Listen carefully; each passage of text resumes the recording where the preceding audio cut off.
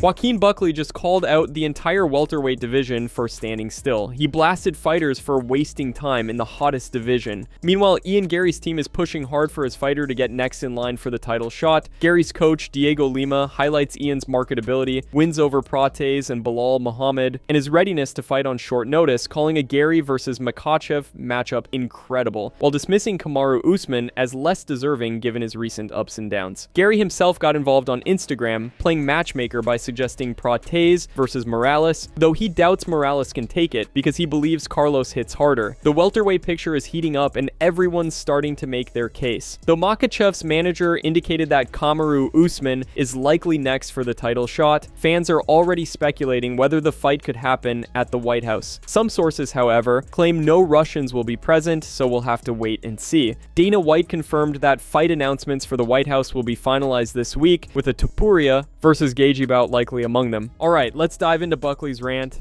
Right now the division don't stand still. Like, this is crazy. You know, hey, look. The matchmakers know their job. They know better than me what they doing. But right now they got the hottest division and ain't nobody fight. You got Islam out there playing wrestle ball, you know. You got Prates out there partying and clubbing. You got Morales out there twerking and twirling. You got JDM still at the house crying. You got Leon missing again. You got Bilal trying to sell war meals. You got Ian Gary watching in the corner.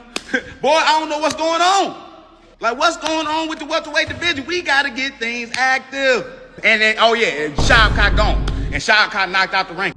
Aljamain Sterling just injected himself straight into the Movsar Evloev versus Lerone Murphy fight. With UFC London coming up, Aljo publicly said he wants to be the backup for that fight, labeling Evloev as one of the most unreliable fighters on the roster, pointing to how often his fights fall apart, and made it clear that if anything happens with that matchup, he wants to be the guy stepping in. For Sterling, this isn't just about getting on a big card, it's about positioning. He's basically saying that if he gets either Murphy or Evloev, wins that fight, and does it convincingly, the title picture becomes impossible to ignore. In his mind, that win puts him right back into title shot territory and accelerates his path back to the belt. He also revisited his fight with Evloev, pointing to the round 3 slam and saying the fight narrative got it wrong. Sterling feels that moment should have meant a lot more on the scorecards, arguing that the damage and control he showed outweighed the light output Movsar was putting in. He even suggested that outside the cage, that slam would change everything, hinting the situation wouldn't have played out the same way in a real-world scenario.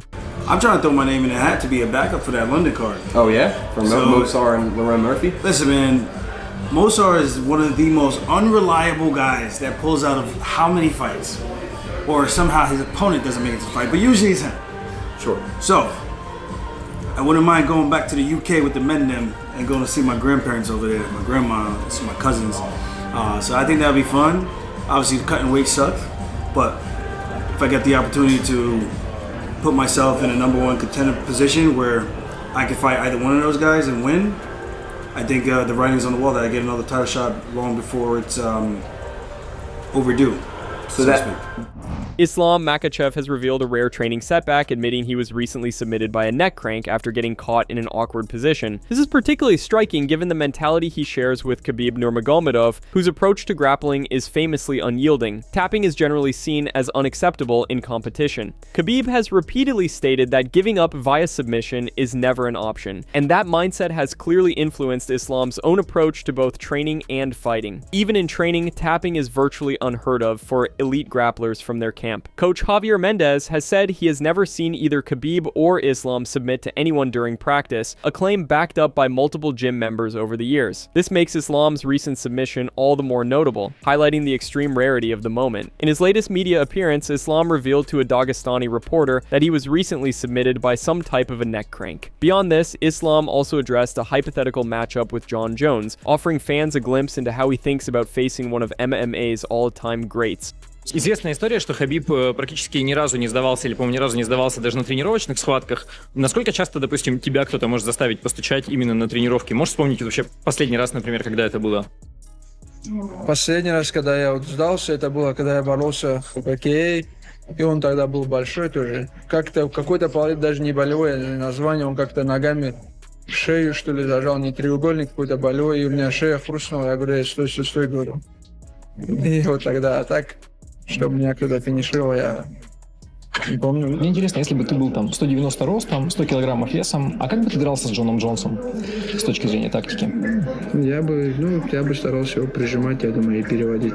Я думаю, у него хорошая борьба, у него хорошая стойка, но в партере его еще так хорошо никто не проверял. Ну и нету там таких тяжей, кто бы мог бы его проверить в партере.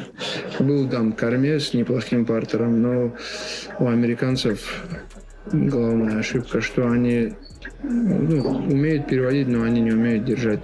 Khabib Nurmagomedov has made it clear that he believes Makhachev versus Topuria is the biggest fight in the UFC right now, bigger even than Jon Jones versus Alex Pereira. I think right now, I think Topuria Islam can be biggest fight, not Jon Jones and Pereira. For a while, Khabib had said that if Ilia managed to string together a big win at lightweight, a showdown with Islam would be inevitable. That moment arrived when El Matador knocked out Charles Oliveira in spectacular fashion, cementing himself as the most dangerous lightweight in the world. With that victory, a potential super fight against Islam is now very realistic and could happen sooner rather than later, creating one of the most anticipated matchups in recent UFC history. Meanwhile, in a recent appearance with Demetrius Johnson, Justin Gaethje spoke about his approach in fights and why he doesn't push offensive jiu-jitsu against certain opponents. He specifically addressed why he didn't try submissions against Paddy Pimblett in their last bout, emphasizing that his strategy is about adapting to each opponent's strengths and weaknesses. Justin focuses on controlling the pace, using high-level wrestling and ground and pound when necessary, but chooses carefully when to go for the submission. I'm sure you see my YouTube content, how I'm talking about your fights. Why don't you fucking grapple? I did grapple. I mean, you sucked his head down, you came behind him. How safe was it? I mean, you were doing safe, but like... It was so safe. Can't lose. I had to win. Gotcha. Had to win. It's always weird. It's not weird. My coach will be like, you ain't gonna put no hooks in, you ain't gonna grapple him, you ain't gonna... Every time I put hooks in, I'm done. Yeah. Get you high. Yeah, even wrestling my whole life, I never put the legs in. Yeah. Got in trouble every time. Yeah. I'll never put hooks in. Oh, okay. So it's something like where you just don't, you're not I comfortable. get too high.